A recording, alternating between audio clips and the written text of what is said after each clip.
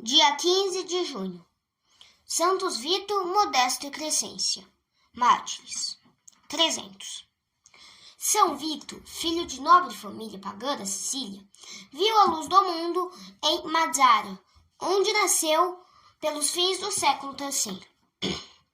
Bem cedo o pai, Ilas, o confiou aos cuidados de Modesto e Crescência, casal cristão de muita virtude. Como era costume dos pagãos ricos, não cuidavam da educação dos filhos, tarefa que cabia aos escravos. Modesto e Crescência tomaram muito a sério a educação da criança, cuidando, porém, muito mais da parte espiritual do que da material. Clandestinamente levaram ao oratório, para que recebesse o batismo das mãos do sacerdote. Logo após as cerimônias sacramentais, Crescência tomou nos braços o pequeno entezinho, beijou-o carinhosamente e disse: Agora, Senhor meu Deus, dai a vossa bênção a esta criancinha, para que ela cresça na fé que hoje recebeu e se torne digna de entrar no vosso reino que lhe prometestes. Sob a vigilância e o carinho verdadeiramente paternais de Modesto e de sua mulher, Vito cresceu e, junto com o desenvolvimento físico e intelectual, formavam-se-lhe no coração as virtudes cristãs mais preciosas. Vito contava 12 anos apenas e já era um cristão perfeito, de que Deus se servia para coisas extraordinárias. Não era possível que o pai ficasse na ignorância, desconhecendo as condições de que vivia o filho, e sendo inimigo rancoroso da religião cristã, era de esperar que o ódio se lhe estendesse também a Vito, principalmente depois de ver frustradas todas as tentativas no sentido de fazê-lo abjurar a fé cristã e prestar homenagem às divindades pagãs. Vito opôs à ira do pai uma mansidão imperturbável e dizia: Meu pai, por que não quer conhecer e adorar Jesus Cristo, Filho do Deus vivo? Os pecados do mundo, para nos salvar e fazer-nos felizes eternamente, morreu numa cruz. Não há nada no mundo que possa tirar do meu coração o amor que lhe tem. Essas palavras, em vez de abrandarem a ira do pai, excitaram-na mais ainda. Ilas tanto se esqueceu da dignidade de pai, que chegou a maltratar barbaramente o filho. Vendo, entanto, que nada conseguia, entregou-o ao governador Valeriano, para que tomasse as providências que a lei exigia. Valeriano recorreu a todos os meios para levar Vito à apostasia. Por fim, empregou a força bruta e ordenou que o jovem fosse açoitado.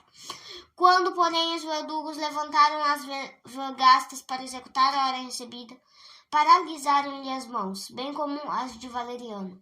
Este, embora supondo que se tratasse de um embuste, pediu a intervenção de Vito. Vito fez o sinal da cruz sobre os membros imobilizados e curou-os. O governador entregou-o novamente ao pai, não deixando faltar recomendações a este para que insistisse com Vito, visto que este se tratava da honra dos deuses e do prestígio das ordens imperiais. Ilas mudou então de tática para com o filho e cumulou de atenções, prodigalizando-lhe toda a sorte de prazeres. Para garantir-lhe mais ainda a queda, assalariou mulheres depravadas para que o tentassem de todas as maneiras. Um dia o conduziu a um rico salão e, retirando-se inesperadamente, fechou a porta-chave. Vito, olhando em redor, já não se via só. Mais depressa do que podia pensar, viu-se rodeado de raparigas cinicamente vestidas, a convidá-lo para entregar-se a ações vergonhosas. Vito, apavorado, caiu de joelhos e implorou o auxílio do céu. No mesmo momento, uma claridade admirável encheu o salão e ao lado do jovem apareceu um anjo do Senhor. As mulheres se não mais atreveram a dar um passo adiante. Ilas, que se colocara do lado de fora, observando por uma fresta da porta a cena que se desenrolava no salão, sentiu uma dor agudíssima na vista, que o fez gritar desesperadamente. Sobre a vista do progenitor, que no mesmo instante se viu livre do tormento, nem assim o pai mudou. Vito fez o sinal da cruz sobre a vista do progenitor, que no mesmo instante se viu livre do tormento. Nem assim o pai mudou de atitude perversa. Tendo o filho por feiticeiro, inventou e aplicou-lhe novas crueldades. Modesta crescência por um aviso do céu, conceberam uma ideia de proporcionar a Vitor a possibilidade de livrar-se do pai, pela fuga. Embarcaram com ele num navio que os levou ao reino de Nápoles. Se lá se julgavam seguros, foi triste engano. A piedade, o modo de viver, a fé profunda e não último lugar, o dom de milagres que Deus lhes dera, chamaram a atenção dos pagãos, que os denunciaram. Veio a ordem imperial de prisão e tiveram de responder ao tribunal do juiz pagão. Os processos foram os mesmos. Primeiro louva-minhas, promessas mil, para fazê-los abandonar a religião proibida. Depois ameaçar cárcere e aplicação de torturas bárbaras. Os santos enchiam a prisão de orações e cânticos de louvor a Deus. Afinal, foram condenados à luta com as feras. O próprio imperador quis presenciar a cena, e vendo-os entrar na arena, disse-lhes: Quero ver se vosso Deus é capaz de livrar-vos das minhas mãos. Vitor respondeu: Tua fúria deixa-me calmo. Pela graça de Jesus Cristo, recebemos o espírito da simplicidade e somos mansos como uma pomba. Também ele, nosso modelo, nosso mestre, foi manso. Aqueles que querem ser seus discípulos devem, como ele, ser mansos e humildes.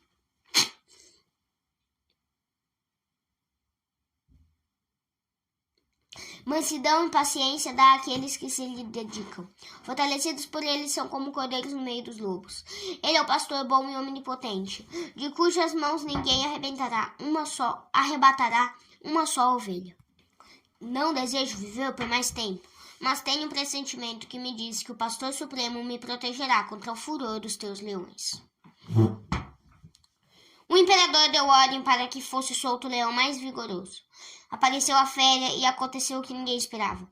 Em vez de se atirar furioso sobre as pobres vítimas, acercou-lhes os pés mansamente e deitou-se-lhes aos pés. Mais fera que o próprio leão mostrou seu tirano. Ordenou que os 3 mártires fossem despidos e metidos em um banho de piche e chumbo derretido. Como os 3 mancebos na fornalha de Babilônia, entoaram cânticos de louvor a Deus. E como eles, incólumes saíram. Os verdugos então se precipitaram sobre eles e com requintada crueldade lhes rasgaram as carnes. No meio destes tormentos indizíveis clamaram ao céu, dizendo: Ó Deus, livrai-nos pelo poder de vosso nome. E eis que o anjo do Senhor veio livrá-los das mãos dos perseguidores. Deus aceitou-lhes o sacrifício e recebeu-os no seu reino glorioso. Uma piedosa mulher florência enterrou os corpos dos mártires, cuja morte aconteceu no ano de 300 aproximadamente. As relíquias de São Vitor estão guardadas na magnífica catedral de seu nome em Praga. São Vitor é invocado nos casos de epilepsia.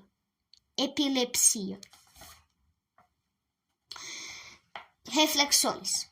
São Vitor teve ótimos instrutores nas pessoas de modesta crescência. Quando Hila, seu pai, fez tudo para afastá-lo da religião. Pais que querem educar bem os filhos devem dar-lhes sólida instrução sobre as verdades principais da religião. Não merecem o título honroso de pais aqueles que, por preguiça ou por uma falsa vergonha, não cumprem esse dever.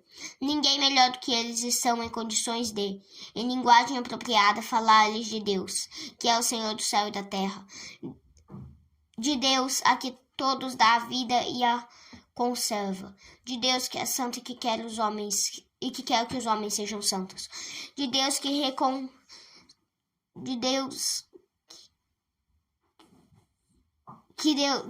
recompensa os bons e castiga os maus, de Deus que é todo-poderoso, onisciente e está presente em todo lugar, de Deus a quem nós todos devemos amar e servir, para receber a glória eterna.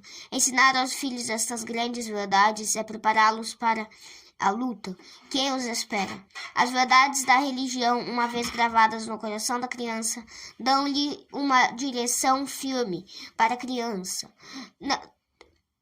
para toda a vida. Serão só alegria ou sustentáculo e consolo. Lastimáveis os filhos cujos pais os deixaram na ignorância das verdades principais da religião.